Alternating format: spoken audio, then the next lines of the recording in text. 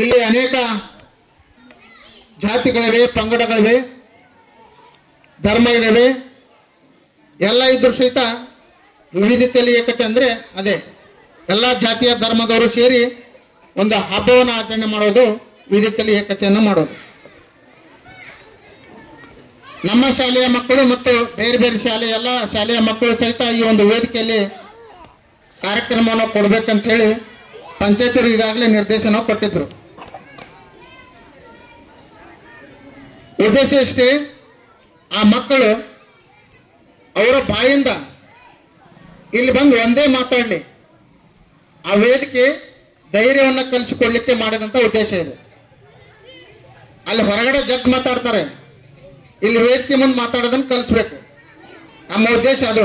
ಏತಮಲೆ ಸುಮ್ಮನೆ ಕೂಡ್ಲಿಲ್ಲ ಅಂದ್ರೆ ನಾವು ದೌಡ್ ಮುಗಿಸೋದೇ ಇಲ್ಲ. ನೋಡಿ ಅನ್ನ ಕಲಿಸ್ಬೇಕು. ಈ ಸಣ್ಣ ಸಣ್ಣ ಮಕ್ಕಳು ನಿಮ್ಗೆ ಖುಷಿ ಆಯ್ತಲ್ಲ ಡ್ಯಾನ್ಸ್ ಮಾಡಿದ್ದ ನೋಡಿದ್ರ? ಯಾರಿಗೆ ಖುಷಿ ಆಗಿಲ್ಲ ಕೈ ಎತ್ರಿ ನೋಡೋಣ. ಮಕ್ಕಳ ಡ್ಯಾನ್ಸ್ ಅನ್ನ ಕೇಳಿ ಯಾರಿಗೆ ಖುಷಿ ಆಗಿಲ್ಲ ಕೈ ಎತ್ರಿ. ಅಂದ್ರೆ ಎಲ್ಲರಿಗೂ ಖುಷಿ ಆಗಿದೆ ಅಂತೇಳಿ. ಖುಷಿ ಆಗೈತಲ್ಲ? ಖುಷಿ ಆಗೈತಲ್ರಿ ನಿಂತಿದ್ದವ್ರು? ಒಂದ್ಸರಿ ಜೋರ ಚಪ್ಪಾಳೆ ಹಾಕಂದ್ರ.